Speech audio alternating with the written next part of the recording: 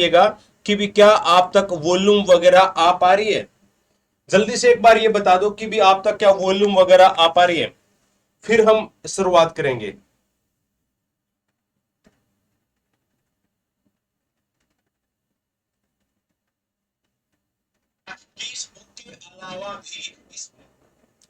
चलो भी बहुत बढ़िया।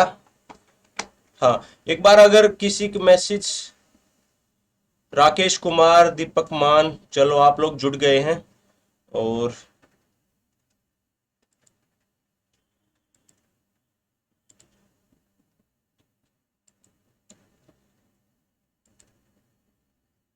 रूपाली जुड़ गई है। चलिएगा, साथ के साथ में जुड़े जाइएगा, बाद में भी आप इस वीडियो को देख सकते हैं। देखिएगा, सबसे पहला जो हमारा है क्वेश्चंस,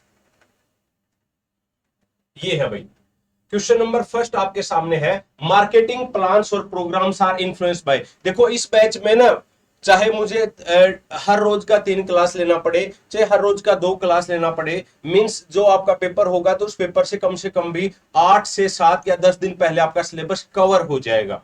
और दूसरा, बुक जरूर ले लो, क्योंकि बुक के साथ में आपको ज्यादा फैक्ट्स ऐड करने पड़ेंगे। आपकी मेहनत जो है वो आपका बेकार नहीं जाएगी, साथ ही साथ में लिखते हुए आप अगर चलोगे तो। देखो क्वेश्चन नंबर फर्स्ट है, marketing plans and program are influenced by. कि भी जो मार्केटिंग जो योजनाएं होती हैं और जो कार्यक्रम होते हैं वो आपका किस चीज से प्रभावित होते हैं। देखो मार्केटिंग योजना बना लिया, अगर किसी ने, कंपनी ने एक योजना बनाई कि भी हम अपने प्रोडक्ट को इस योजना के तहत हम बेचेंगे, और या फिर कुछ ऐसे प्रोग्राम उन्होंने सेट कर दिए कि भी अपनी कंपनी को ग्रो करने के लिए ये प्रोग्राम हम करने वाले हैं। लेकिन वो सारे के सारे प्रोग्राम्स, वो कंपनी की जो स्ट्रेटजी है वो आपका प्रभावित होगी किस चीज से, इनमें से। देखिएगा, अगर आप देखोगे ना तो इनमें से हर एक आपको ये लगेगा हाँ आंसर हो सकता है। जैसे कि अगर हम बात करें ब्याज दर, अगर ब्याज दर घट जाए बढ़ जाए तो आपको लगेगा हाँ भाई कंपनी की पॉलिसी या कंपनी की जो नीतियां हैं वो प्रभावित हो जाएंगी, कार्यक्रम प्रभावित हो जाएंगे। मार्केटिंग, बढ़ता उपभोक्तावाद, भाई जो कंज्यूमर जो ग्रोइंग हो रहा है, जैसे हमारे देश में है, पहले हमारी पॉपुलेशन कम थी लेकिन अब पॉपुलेशन बढ़ रही है तो कंज्यूमर्स भी बढ़ रहे हैं, तो कंपनी की पॉलिसियां भी इफेक्ट हो रही हैं। ऐसे ही पारिवारिक आय, भाई पहले मान लीजिए भाई आपके उनकी जो इनकम थी वो कम थी, लेकिन अब आपकी जो इनकम है वो अगर ज्यादा है तो भी प्रभावित हो सकता है। फिर है भाई ऑक्यूपेशनल स्टेटस, कि भी लोगों का जो व्यवसाय है वो किस चीज का है। देखने में सारे हमारे को सही है, लेकिन वन ऑफ द बेस्ट आपको छांटना है, और वन ऑफ द बेस्ट वो है ये आपका ब्याज दर। भाई क्या है? ब्याज दर। अब देखिएगा ब्याज दर से कैसे चीजें प्रभावित होगी। फॉर एग्जाम्पल, अगर मान लो ब्याज दर बढ़ा दिया गया बैंकों के द्वारा या किसी भी फाइनेंशियल इंस्टीट्यूशंस के द्वारा, इंटरेस्ट रेट बढ़ेगा तो लोग ऋण नहीं लेंगे। अगर ऋण नहीं लेंगे या फिर ऋणों की संख्या कम हो जाएगी तो पैसे की मार्केट में क्या आएगी? लोगों के पास पैसे ही नहीं होंगे। अगर बैंक महंगा लोन देगा, इंटरेस्ट बढ़ा के देगा, तो हम लोन नहीं लेंगे, और लोन नहीं लेंगे तो हमारे पास पैसा नहीं रहेगा, और नहीं रहेगा तो मार्केट में मांग क्या हो जाएगी? कम हो जाएगी, और ये पूरी मार्केट को प्रभावित करेगा, सिर्फ एक वाला फैक्टर। और अगर मांग कम होगी तो जो मार्केटिंग जो प्लान्स होंगे या फिर जो प्रोग्राम्स होंगे वो आपके प्रभावित होंगे या फिर नहीं होंगे? जल्दी से बताइएगा। दूसरी चीज, अगर मांग कम हो जाएगी, कंपनी के प्रोडक्ट ही नहीं बिकेंगे, तो कंपनी को अपने कार्यक्रम या फिर पॉलिसी चेंज करनी पड़ेगी। क्यों? क्योंकि वो अपने जो एम्प्लॉय है उनको पैसा कहां से देगी? तो कर्मचारियों को निकालना शुरू कर देंगे। तो इसलिए सारी की सारी चीजें आपकी प्रभावित हो जाती हैं, किससे? ब्याज की दरों से। तो ये आप साथ के साथ में नोट डाउन कर लीजिएगा कि किस प्रकार से प्रभावित होगा। नेक्स्ट क्वेश्चन आपके सामने, इन मार्केटिंग पब्लिक मीन्स। अब ये कह रहा है कि भी जो हम मार्केटिंग में एक पब्लिक शब्द यूज करते हैं तो पब्लिक का मतलब क्या है? पब्लिक का मतलब क्या है? जल्दी से एक बार बताइए, एक बार वॉल्यूम में देख लेता हूं। अरे तो हमारे पास पैसा नहीं रहेगा। हाँ बिल्कुल सही है आवाज।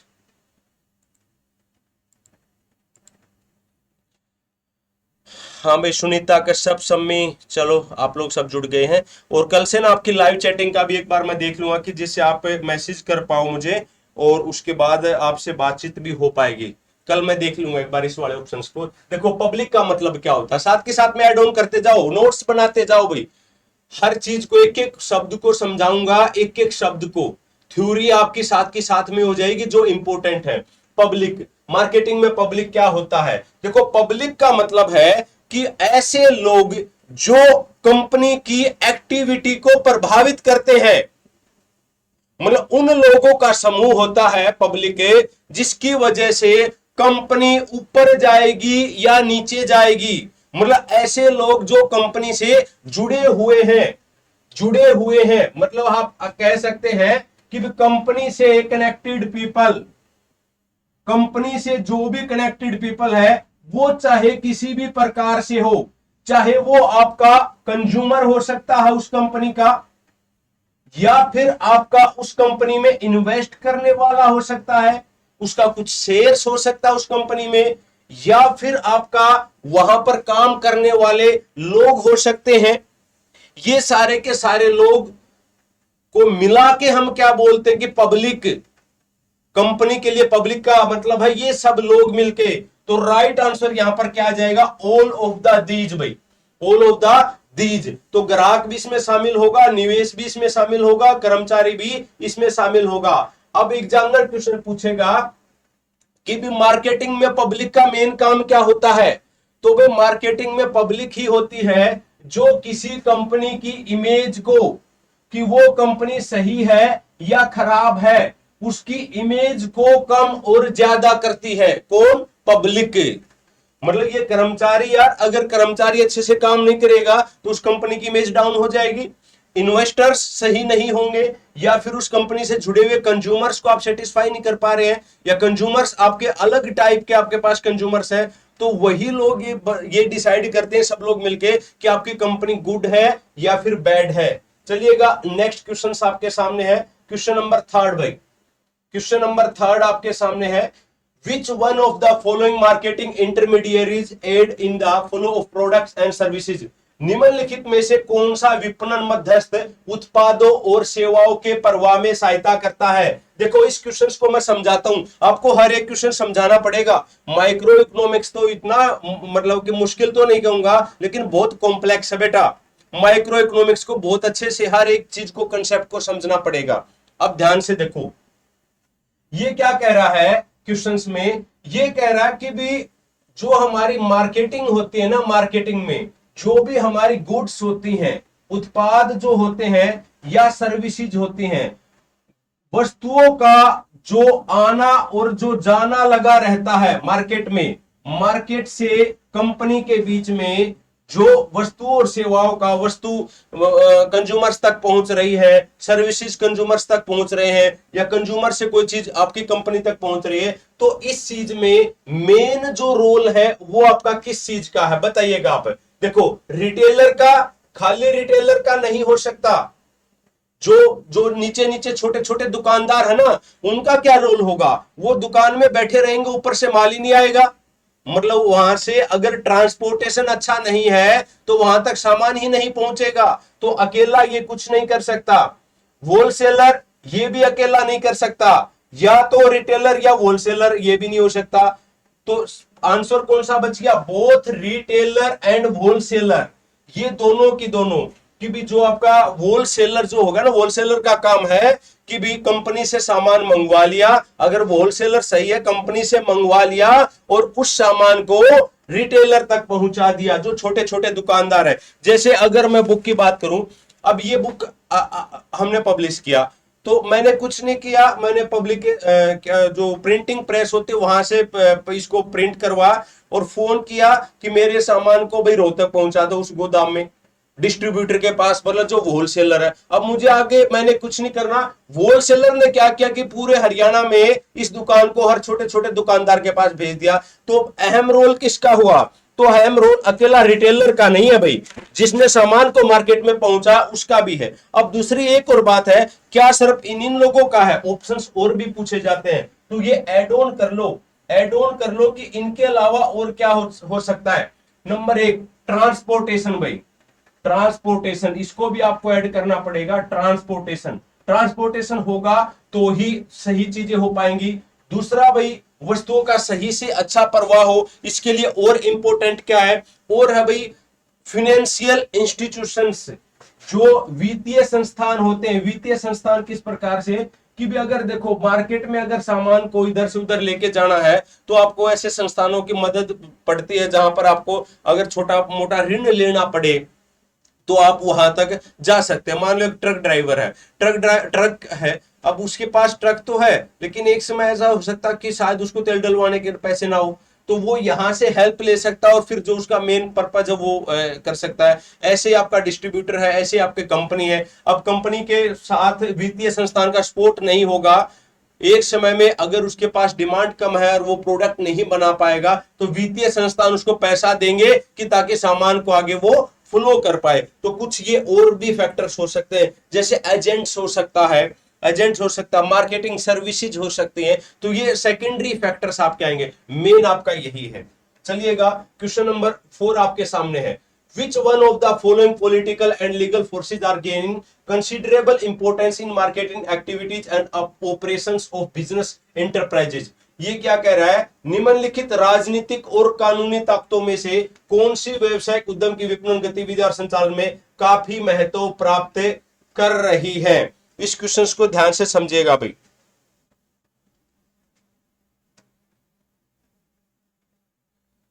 सिंपल सी एक बात है, ये कह रहा है कि भी मार्केट के अंदर मार्केटिंग जो होती है ना, हमारी जो मार्केटिंग है, मार्केटिंग जो है या फिर जो हमारा बिजनेस है, सिंपल मैं इस क्वेश्चन को बना देता हूं कि भी बिजनेस चलाने के लिए और मार्केटिंग करने के लिए इनमें से सबसे जरूरी चीज क्या है?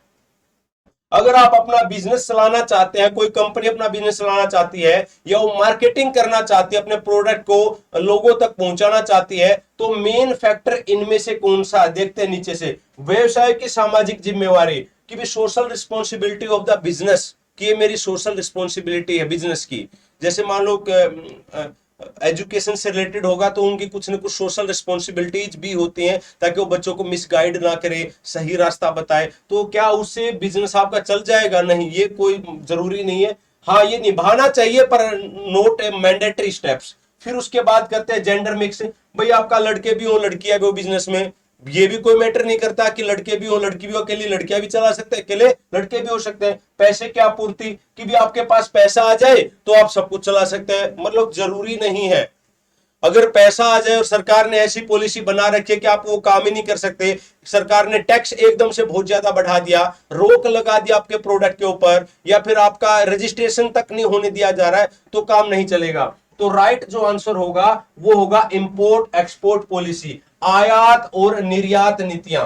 आयात और निर्यात नीतियां कैसे होंगी, अब ध्यान से समझेगा। अगर सरकार प्रोडक्ट को आने के लिए अच्छी नीति बनाएगी, जाने के लिए अच्छी नीति बनाएगी, तो कंपनियों का बिजनेस अपने आप बढ़ेगा, लेकिन इनकी वजह से आपका नहीं बढ़ेगा। अब आप कहोगे कि क्या सर एक यही चीज है जो बिजनेस करने के लिए हमारे को प्रमोट करते हैं? नहीं, इसमें और भी ऑप्शंस हो सकते हैं। इस क्वेश्चंस में लिख लेना बेटा साथ के साथ में नोट्स, ये एक्स्ट्रा क्वेश्चंस बता रहा हूं मैं। आयात निर्यात की जगह अगर ये आ जाए सरकार की नीति, सरकारी नीति, तो भी आंसर सरकारी नीति आ जाएगा, बिल्कुल सही है। अगर बी ऑप्शन आ जाए टैक्स पॉलिसी, क्या टैक्स पॉलिसी बिजनेस इंटरप्राइजेज में हेल्प करती है? बिल्कुल भाई, आपकी टैक्स पॉलिसी आपका हेल्प करेगी। उसके बाद ये भी फैक्टर काम करता है कि भी उस देश में सरकार स्टेबल है या इनस्टेबल है, क्योंकि अगर सरकार स्टेबल है ना तो वो पॉलिसी सही बना पाएगी और उसकी पॉलिसी बार बार चेंज नहीं होंगी। तो इसलिए वे बिजनेस के लिए एक अच्छा इन्वायरमेंट क्रिएट करते हैं। फिर उसके बाद वहां के श्रम कानून कैसे हैं, मतलब कि लोग जो काम करेंगे, जिसको हम लेबर्स लॉ बोलते हैं, लेबर लॉ, क्या बोलेंगे? Labour law. तो ये आपके कैसे हैं वो भी आपका यहां पर मैटर करेगा, लेबर्स लॉ आपका होगा। फिर उसके बाद है भाई ऐसे बहुत सारी चीजें जैसे इन्वायरमेंटल लॉ, ईवीएस लॉ, तो वो भी आपका यहां पर डिपेंड करेगा। तो इसमें ये पॉइंट भी आ सकते हैं, all of the above answer भी आ सकता है, वो आपने डिपेंड करना है। दीपक भाई ये क्लास आपका रिकॉर्डेड भी मिलेगा ऐप में, लेकिन आधा एक घंटे के बाद मिलेगा, क्योंकि प्रोसेसिंग में टाइम लगता है। दूसरी बात कि भी इसका पीडीएफ मिलेगा। भाई पीडीएफ लेने की जरूरत नहीं है राकेश भाई, आपको ये बुक लेने की जरूरत है, बुक ले लो।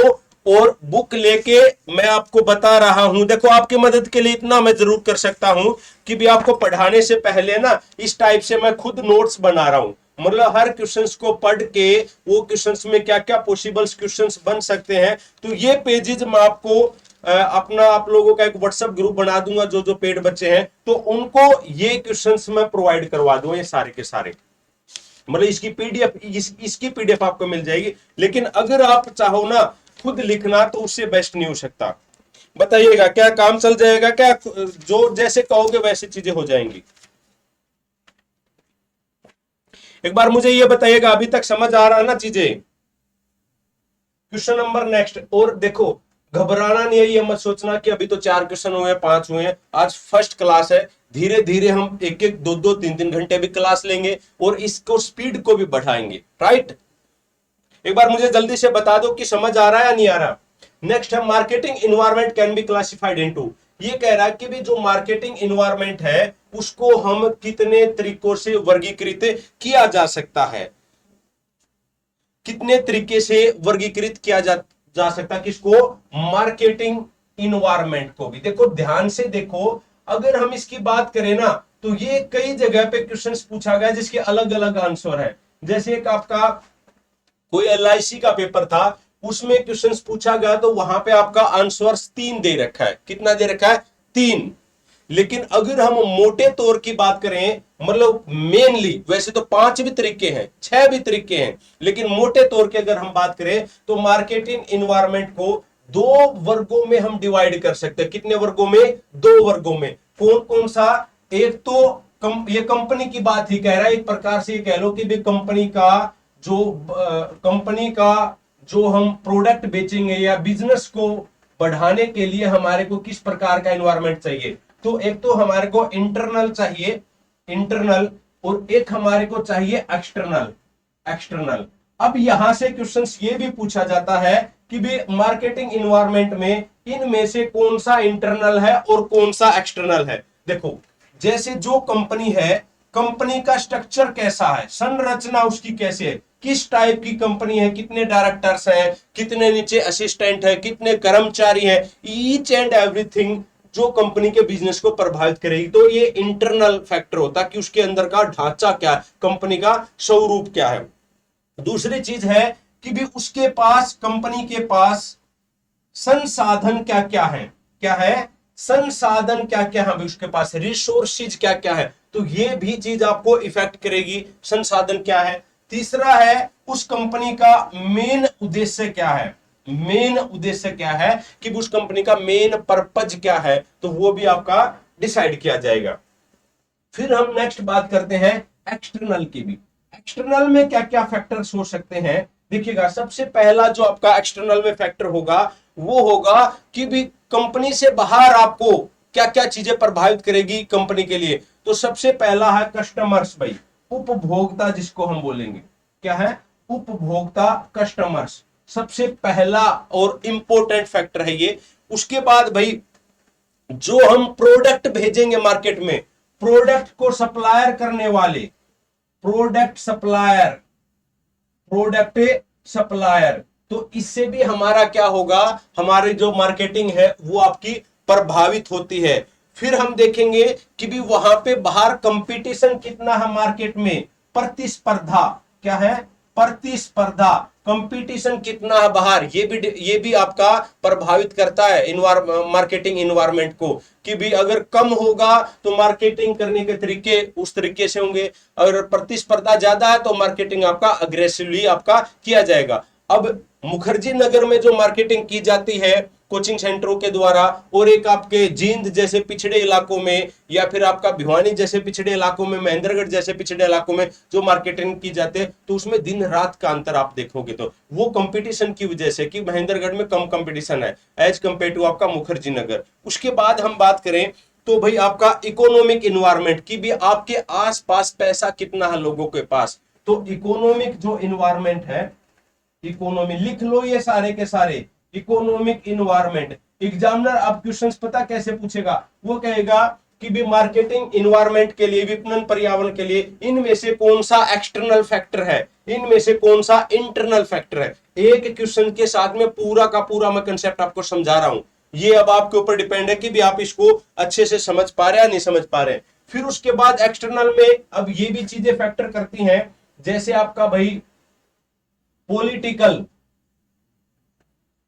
पॉलिटिकल जो है इन्वायरमेंट, वो भी आपका डिपेंड करेगा कि भी सरकार का इन्वायरमेंट कैसा, सरकार आपके कंपनी के प्रति रूड है या सॉफ्ट है, या किस प्रकार से आपके बिजनेस के प्रति, वो सारा का सारा। फिर आप बाहर जब जाते हैं, कंपनी का प्रोडक्ट जाता है, तो टेक्नोलॉजी सपोर्ट आपको कितना मिलेगा।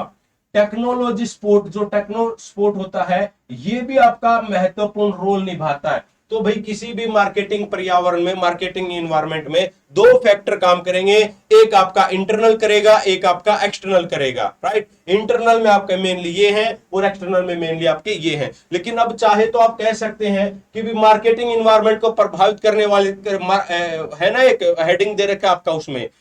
अभी हम ओवरऑल मार्केट को समझ रहे हैं, फिर आपका रूरल मार्केटिंग को समझेंगे, ठीक है। सबसे पहले तो आपको एक कॉमन कंसेप्ट बताना चाहिए मार्केटिंग का, तो ये आप नोट डाउन कर सकते हैं। नेक्स्ट क्वेश्चन आपके सामने है, public transportation agencies encourage passengers to travel during lean period to avoid peak hours, it is an example of. अच्छा, मैं पता क्या करूंगा, जो भी आपके एक्स्ट्रा जो पॉइंट है ना, एक्स्ट्रा जो पॉइंट है, उन पॉइंटों को मैं पीडीएफ बना के ना, पीडीएफ बना के इस क्लास के साथ में डाल दिया करूंगा, सिर्फ और सिर्फ उन पॉइंटों को।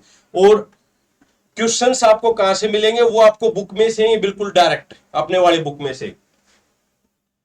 भाई public transportation agencies encourage passengers to travels during lean period to avoid peak hours, it is an examples of. देखिएगा, ये आपके कुछ टाइप हैं, जैसे आपका डी मार्केटिंग हो गया, साइंक्रो मार्केटिंग हो गया, कन्वर्जनल मार्केटिंग हो गया, डेवलपमेंट मार्केटिंग हो गया, विकास विपणन हो गया। अब दो चीजें हैं यहां पे समझने वाली कि राइट आंसर तो क्या है वो तो मैं बता ही दूंगा, लेकिन क्वेश्चंस को आप समझिएगा। ये कह रहा है कि भाई सार्वजनिक परिवहन एजेंसियां पीक आवर से बचने के लिए यात्रियों को व्यस्त अवधि के दौरान यात्रा करने के लिए प्रोत्साहित करती है। ये कह रहा है कि जो पीक आवर्स है ना, उसमें परेशानी ना हो, तो जो व्यस्त जब समय होता है ना चीजों का, तो वहां पे जो पब्लिक ट्रांसपोर्ट है वो उसको प्रमोट करता कि भी आप इस टाइम पे अपना ट्रेवल कीजिएगा। कहने का मतलब ये है, ज्यादा से ज्यादा लोगों को वो अट्रैक्ट करने की कोशिश करता कि आओ एक साथ ही इस समय पर आप चलिएगा। तो अब यहां पे देखो राइट आंसर क्या होगा, राइट आंसर होगा सिंक्रो मार्केटिंग। क्या होगा, सिंक्रो मार्केटिंग। तो आपको समझना सिंक्रो मार्केटिंग क्या होता है, सिंक्रो मार्केटिंग क्या होता है। सिंपल एक बात बता रहा हूं आसानी से, कि भी ऐसी पॉलिसी, ऐसी नीतियां जिसके माध्यम से कंपनी अपने जो कस्टमर्स होते हैं उसको बहुत सारे ऑफर्स दिए जाते हैं, किस लिए, उन कस्टमर्स को अट्रैक्ट करने के लिए भी, अट्रैक्ट कस्टमर्स, कस्टमर्स को अट्रैक्ट करने के लिए जब कंपनी कोई भी ऑफर्स दे तो उसको हम क्या बोलेंगे, सिंक्रो मार्केटिंग बोलेंगे। फॉर एग्जाम्पल, जैसे आपने देखा होगा बहुत सारे टीचर्स आपको ऑफर्स देते हैं कि भी 999 रुपए का बैच मात्र 199 रुपए में, राइट। तो ये क्या है, ये सिंक्रो मार्केटिंग है कि भी आपको लुभाने के लिए। या फिर भाई 999 रुपए का बैच 199 में, प्लस में पीडीएफ भी मिलेगा, प्लस में ये भी मिलेगा, प्लस में वो भी मिलेगा। तो ये जो ऑफर्स हैं ये part of the synchro marketing है। फिर है भाई आपका डी मार्केटिंग। डी मार्केटिंग का मतलब होता है इसका अपोजिट, सिंक्रो मार्केटिंग का अपोजिट आपका डी मार्केटिंग कहलाएगा। मीन्स जब कंपनी के द्वारा ऐसी कुछ नीतियां बनाई जाती है जिससे कस्टमर्स दूर भागना शुरू कर देते हैं, मतलब कि भी लोगों को लगेगा, नहीं होता ना कि भी कंपनी की पॉलिसी खराब है, तो वो पॉलिसी खराब को बोलेंगे यार इन्होंने डी मार्केटिंग कर ली अपनी खुद ही, तो वो होता डी मार्केटिंग। तो सिंक्रो मार्केटिंग के आप डेफिनेशन आप लिख सकते हैं। नेक्स्ट आपके सामने है, customer satisfaction is the main objective of which concept of marketing. ये कह रहा है कि भाई ये कई सारे कंसेप्ट हैं, अवधारणाएं हैं, एक प्रोडक्शन ओरिएंटेड कंसेप्ट होता है कंपनी का, एक मॉडर्न कंसेप्ट है कंपनियों का, एक सेल्स ओरिएंटेड कंपनियां होते हैं, एक सेटिस्फैक्शन ओरिएंटेड कंपनियां होते हैं। तो इनमें से जो आजकल जो ग्राहक की संतुष्टि के ऊपर काम करता है, तो वो आपका कौन सा कंसेप्ट है? देखो, आज आप जितनी भी कंपनीज को देखोगे, चाहे वो कुछ भी है, किसी भी टाइप की कंपनीज है, हर कंपनी कोशिश करती है कि मेरा कस्टमर्स खुश होना चाहिए, मेरा उपभोक्ता खुश होना चाहिए, उपभोक्ता को किसी प्रकार की कोई परेशानी नहीं होती। पीक आवर्स होता है जब आपका सबसे ज्यादा समय पर चीजें चलती हैं, पीक आवर्स। जैसे अगर आप अपनी पढ़ाई का बोलोगे कि पीक आवर्स क्या, तो आप बोल सकते हैं कि सुबह 9 से 12 बजे तक मेरी पढ़ाई अच्छी होती है, उसके बाद 12 बजे के बाद मैं थक जाता हूं, तो वो पीक आवर्स आपका नहीं होता, जिस समय पर आप सबसे ज्यादा प्रोडक्टिव होते हो। तो बच्चा यहां पर आप देखिएगा, तो आज के समय पे सब लोग ये चाहते हैं कि हमारा जो कस्टमर हमसे जुड़ा हुआ, उसको हम वो सारी फैसिलिटीज दें, तो कस्टमर्स कंपनी से जुड़ा रहेगा, अदरवाइज वो भाग जाएगा। आज की कंपनियों का सबका यही है। तो ये आपका कौन सा कंसेप्ट है? मॉडर्न कंसेप्ट है। जैसे अगर मैं आपको बात करूं, आज के टाइम पे आपने देखा होगा कि सब कुछ आपको घर में मिलने शुरू होगा। इवन कि अगर आपको दूध भी चाहिए है, यहाँ दिल्ली में तो ऐसा है कि अगर आपको दूध चाहिए तो यहाँ पे बहुत सारी एप्स है, जिसके थ्रू आप ऐप के ऊपर ऑर्डर करोगे, आपको 1 घंटे के अंदर अपने आप दूध देके जाएगा, और नॉमिनल चार्जेस में। दूसरा, आपको अपना एक सामान है, एक लैपटॉप है, यहां से आपको दूसरी जगह पर पहुंचाना है, अगर आप गाड़ी में जाओगे तो 500 रुपए का तेल लगेगा, तो यहां पर उसकी भी एक ऐप है कि भी आप ऐप को बुलाओ, बंदा आएगा, आपके घर से सामान लेके जाएगा और उधर चला जाएगा। अब जो इस टाइप की कंपनीज हैं, तो ये हमारे नीड्स को सेटिस्फाई करते, तो हम इसलिए इनसे जुड़े रहते हैं। तो ये आपका राइट आंसर हो जाएगा, मॉडर्न कंसेप्ट। भाई क्या है मॉडर्न कंसेप्ट? हाँ भाई रोहित बताइएगा। अच्छा, आउट ऑफ स्क्रीन लिखा गया। ऑनलाइन मिलेगी, ऑफलाइन, ऑनलाइन भी ऑफलाइन भी सब मिलेगा भी। तो सिंपल सी बात, अगर कोई आपसे पूछे मॉडर्न मार्केटिंग क्या होता है, ग्राहक को खुश रखने वाली मार्केटिंग, और इस क्वेश्चन में कुछ ज्यादा नहीं था। फिर अभी the mix is built up with different aspect, price determination of saleable goods and services, it refers to, ध्यान दीजिएगा क्या कह रहा है कि मिश्रण बिक्री योग्य है, वस्तुओं और सेवाओं के मूल्य निर्धारण के विभिन्न पहलुओं के साथ बनाया गया है, यह इसे संदर्भित करता है।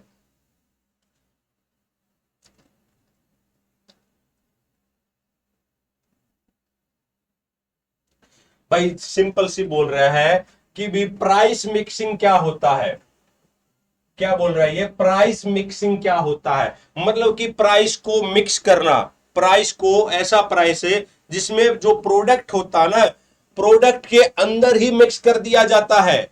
जैसे जैसे कि आप मार्केट से लेने गए फैन भाई, या फिर अपना बुक का एग्जांपल लेते हैं, अपनी जो बुक है, अब इसके अंदर प्राइस मिक्सिंग है। प्राइस मिक्सिंग किस चीज का है? ये बनाया तो भाई एक तो आपका लेखक का खर्चा, फिर उसके बाद आपका टाइपिस्ट का खर्चा, फिर उसके बाद आपका प्रिंटिंग का खर्चा, फिर आपका डिस्ट्रीब्यूशन का खर्चा, फिर और भी जो बहुत सारे खर्चे होते हैं, इन सारे खर्चों को मिला के एक रेट डिसाइड कर दिया जाता है। मान लो 170 या 250 या जितना भी रेट डिसाइड होता है, तो ये आपका प्राइस मिक्सिंग है। मतलब कि जब आपका एक ऐसा प्राइस और the value that is attach to the product, जो प्रोडक्ट के साथ आपका जुड़े हुए, बस इतना ही है, इतना ही आपने करना है। तो राइट आंसर इसका क्या हो जाएगा? मूल्य मिश्रण। मूल्य मिश्रण देख रहा, मूल्य निर्धारण के विभिन्न पहलुओं के साथ बनाया गया है, तो उसको हम बोलते हैं प्राइस मिक्सिंग बोलते हैं। Next question, profitability is one of the Khalistan of marketing.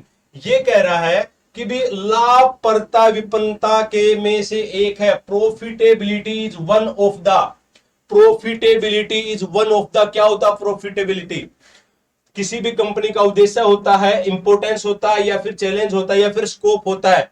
तो प्रॉफिट कमाना किसी कंपनी का क्या हो सकता है? ये तो बिल्कुल आसान क्वेश्चन है भाई, सब लोग बता सकते हैं। देखो प्रॉफिट कमाना उसके लिए महत्व की बात नहीं है, ना उसके लिए चुनौती होता है कि भी ये मेरे लिए चैलेंजेस है प्रॉफिट कमाना, ना उसका स्कोप है।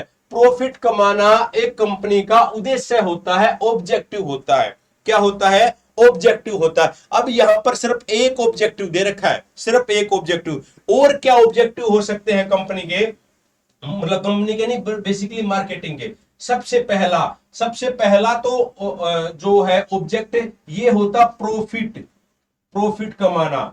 दूसरा होता है कि भी ग्राहकों को जोड़ना, जो ग्राहक होते हैं उनको कंपनी के साथ जोड़ना, ये भी मेन उद्देश्य होता है कंपनी का।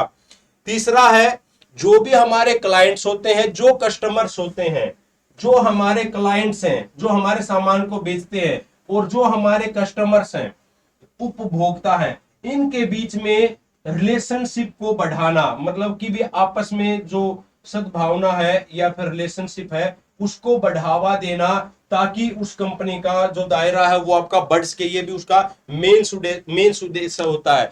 और उसके बाद उद्देश्य क्या होता है कि भी ग्राहकों को जोड़ा जाएगा, इनके बीच में रिलेशनशिप को बढ़ाया जाएगा। किस लिए? ताकि उसकी सेल्स बढ़ सके। सेल्स को बढ़ाना भी आपका मेन उद्देश्य होता है। उद्देश्य की बात कर रहा हूं। एक और उद्देश्य होता है, जो कंपनी है वो कंपनी अपने ब्रांड को महत्व देती है, ब्रांड को महत्व देती है कि भी हमारा ये ब्रांड है, तो उस ब्रांड को बढ़ाना या फिर उसको उसकी इंपॉर्टेंस बनाए रखना, ये भी उस चीज का एक महत्व है मार्केटिंग का। तो ये सारे के सारे पर्पज ऑब्जेक्टिव्स होते हैं, ना कि इंपॉर्टेंस पे। नेक्स्ट आपके सामने, it refers to what buyers do with the product once they have completed its consumption और यूज। यह संदर्भित करता कि खरीदार एक उत्पाद के साथ क्या करते हैं जब वे इसकी खपत या उपयोग पूरा कर लेते हैं। देखिएगा क्या है कि भाई it refers to what buyers do with the product once they have completed its consumer और यूज। ध्यान से देखो, जब ऐसे ऐसे क्वेश्चंस आएंगे ना भाई एग्जाम्स में, समझ में नहीं आएंगी चीजें, बिल्कुल समझ में नहीं आएंगे जब एग्जाम्स में ऐसे ऐसे क्वेश्चंस आएंगे। तो ध्यान से देखिएगा ये क्या कह रहा है कि भाई अगर कोई भी प्रोडक्ट है, अगर कोई भी प्रोडक्ट है, मान लो बर्गर है भाई, मान लिया बर्गर है। अब ये कह रहा है जब इसकी खपत और उपयोग पूरा हो जाए, अगर आप बर्गर को खा जाओ, खा लेते हो, तो ये आपका कौन से फेज को दर्शाता है? क्योंकि यूटिलाइज हो गया ना, बर्गर था, बर्गर को आपने खा लिया, उसका जो बर्गर का जो यूज था खाने का ही तो था, वो उसका आपने यूज कर लिया, जो खपत थी मतलब बर्गर जो था वो खपा लिया आपने। तो अब ये कौन सा चरण है? क्या निपटान चरण है, या कंजम्पशन चरण है, या अधिग्रहण चरण है, या अंतिम खपत चरण है? देखो ये है फाइनल कंजम्पशन फेज में। क्या है? Final consumption. राइट आंसर आपका ये आएगा। दिखने में आपको सारे के सारे सही लग रहे होंगे, लेकिन ये होगा फाइनल कंजम्पशन फेज। कंजम्पशन का लास्ट फेज होता है। अब दूसरी बात कि भी निपटान चरण क्यों नहीं हो सकता, कि भी जब वो चीज ही खत्म होगी, जब आपने खा ही लिया, तो भी निपटान जो फेज आएगा कि भी बर्गर आपने खा लिया, ये तो है क्या? Consumption phase, last consumption phase. Burger खाने के बाद पचा लिया, और पचाने के बाद जब वो आउट हो जाता है, वो आपका क्या हो जाता है? निपटान चरण भाई। मतलब कि उसका साइकिल ही बंद हो जाता है। इसके बाद ये जो बर्गर की जो साइकिलिंग जो होती है, स्टेज के बाद खाने के बाद वो पचेगा, तो ये भी तो एक साइकिल है बर्गर का। लेकिन यहां पर जब वो आउट हो जाता है तो वो साइकिल नहीं है, मतलब उसकी यूटिलिटी, वो बर्गर नहीं रहता, फिर और कुछ बन जाता है। तो राइट आंसर यहां पर आपका डी आपका राइट आंसर होगा भाई।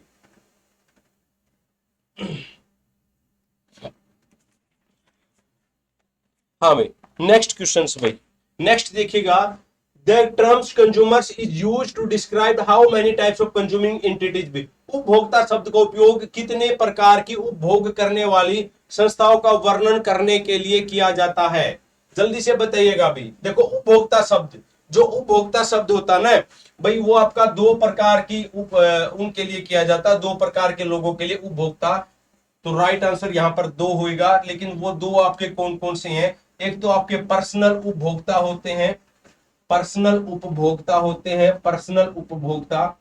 और दूसरा आपका होता है ऑर्गेनाइजेशनल, जो संस्था से जुड़े हुए, ऑर्गेनाइजेशनल उपभोक्ता, संस्थान से जो लोग जुड़े हुए हैं, एक वो उपभोक्ता। तो ये दो प्रकार के आपके उपभोक्ता होते हैं, पर्सनल और आपका ऑर्गेनाइजेशनल। और आज की क्लास में अभी के लिए इतना ही, क्योंकि फर्स्ट क्लास है। और आप जैसा महसूस कर रहे हैं, मुझे 94,590 16,000 पे मैसेज करके बता दो कि भी आपको और इस पेड कोर्स में और आपको क्या क्या चाहिए। जो नोट्स है वो मैंने आपको बता दिया है कि भी अगर आप चाहो तो लिख सकते हैं, ना चाहो तो ये डेली पीडीएफ जो आपके क्वेश्चंस है उसके अलावा जो ये एक्स्ट्रा फैक्टर है आपको कुछ नहीं लिखना, ये सारे के सारे मैं आपको पीडीएफ साथ के साथ में डालता हुआ चलूंगा। क्वेश्चंस आपको कहां से पढ़ने हैं, क्वेश्चंस आपको इस बुक में आपको मिल जाएंगे। One of the best content है, one of the best quality है। प्रीवियस ईयर क्वेश्चन सारे के सारे पूछे गए, सारे इकट्ठे कर रखे हैं प्रीवियस ईयर, और इन सबका एक्सप्लेनेशन वो आपको यहां पर मिल ही रहा है। तो आप मुझे मैसेज करके सारे बच्चे बताइएगा। और जो हमारे पेड जो बच्चे हैं ना, उनसे मैं 24 आवर्स का मतलब होता है जो वर्किंग आवर्स है, उनसे जुड़ा रहूंगा। तो इसमें आपने सिर्फ इतना बोलना है, सर पेड बैच, ठीक है। और उसके बाद जो आपकी समस्या है मतलब इस बैच से रिलेटेड, फॉर एग्जांपल कोई क्वेश्चन समझ में नहीं आया, कोई आपको पीडीएफ नहीं मिला और कुछ नहीं चल रहा है, तो मैं पर्सनली आपको सपोर्ट भी करूंगा। तो थैंक यू, आज के लिए इतना है। कल मॉर्निंग में एक आपके लिए और वीडियो लेके आऊंगा, और इसके बाद है ना अब वीडियोज की जो क्लासेस है इसको हम बढ़ा देंगे धीरे धीरे, राइट। तो आप जुड़े रहिएगा। एक आप लोगों का ग्रुप भी क्रिएट कर देता हूं जितने भी स्टूडेंट्स हैं, ताकि आपको परेशानी ना हो कि भी किस टाइम पर कौन सी क्लास है, कब होगी, कब लाइव होगी, कब रिकॉर्डेड आपकी डल गई है, कब आपकी पीडीएफ डल दी गई, वो सारी इंफॉर्मेशन आपको मिलती रहे। तो thank you for watching this video.